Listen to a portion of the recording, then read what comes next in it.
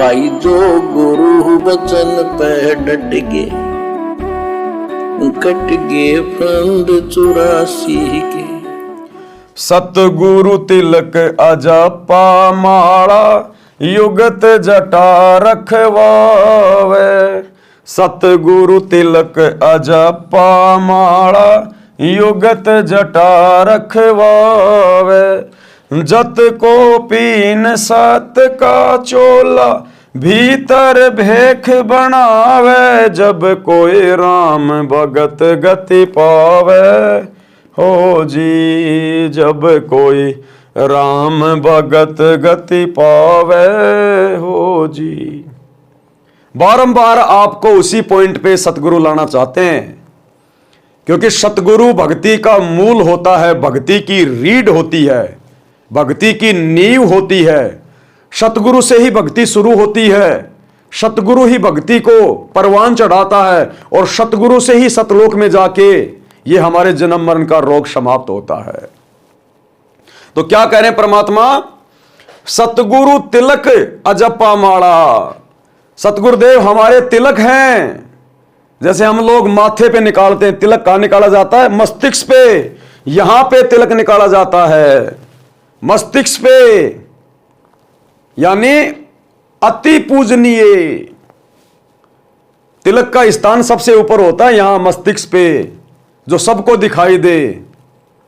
तो कहते हैं सतगुरु तिलक, यानी सतगुरु को भगत ने अपने जीवन में सर्वोपरि महत्व देना चाहिए। प्राथमिकता सबसे पहले अपने सतगुरु को देनी चाहिए। एकमात्र पूज्य देव भगत का केवल सतगुरु होना चाहिए। तो सबसे ज्यादा प्राथमिकता अपने गुरु जी को। सतगुरु तिलक अजपा माला, और सतगुरु से श्वास उस श्वास का नाम लेके फिर भक्ति करे दृढ़ होके, और युगत जटा रखवावे। ये फालतू के लंबे लंबे बाल बढ़ाना, दाढ़ी वाड़ी बढ़ाना, परमात्मा कहते हैं ये भक्ति मार्ग में इनकी कोई जरूरी नहीं है।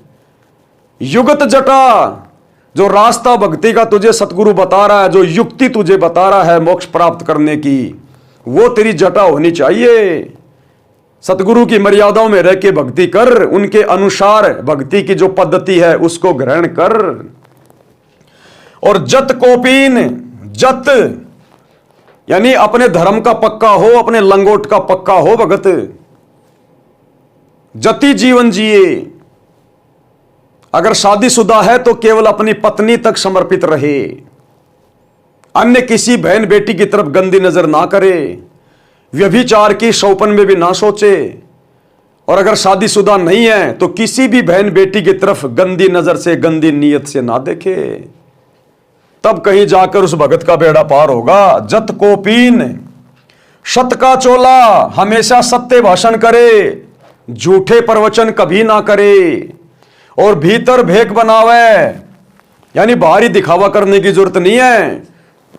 ये तिलक लगाना, चंदन लगाना, गले में माला डालना, लाल पीले कपड़े पहनना, परमात्मा कहते हैं ये बाहरी दिखावे की जरूरत नहीं है। भीतर भेख बनावे, अंदर से भगत बनो।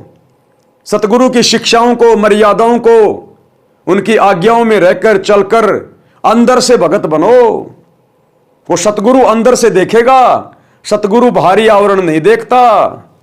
भारी आवरण के विषय में तो परमात्मा कहते हैं कंठी माला सुमरणी पहनने से क्या होए।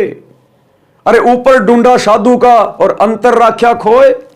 तेरे अंदर तो भक्ति है ही नहीं, मर्यादा तू फॉलो करता नहीं, सुमरण तू ढंग से करता नहीं, गुरु जी को तू हल्के में ले रहा है, और बाहर से तू भगत बनने का दिखावा कर रहा है। तो कहते हैं ऐसे बात नहीं बनेगी इस भक्ति मार्ग पर। सतगुरु के शरण में आने के बाद तूने पहले वाले आडंबर छोड़ने पड़ेंगे, त्यागने पड़ेंगे। वो हाथों में मालाएं बांध के रखना, गले में रुद्राक्ष की मालाएं, तिलक विलक लगाना, कुंडल उंडल डालना, कान छिदवाना, दाढ़ी वाड़ी बढ़ाना, जटा बढ़ाना, परमात्मा कहते हैं बाहरी दिखावा भक्ति मार्ग में नहीं चलता। सतगुरु तो अंदर से जानता है कि हम कितने भगत हैं। तो कहते हैं सतगुरु तिलक अजपा माला, युगत जटा रखवावे, और जत कोपीन, और सत का चोला, और भीतर भेक बनावे। जब कोई राम भगत गति पावे।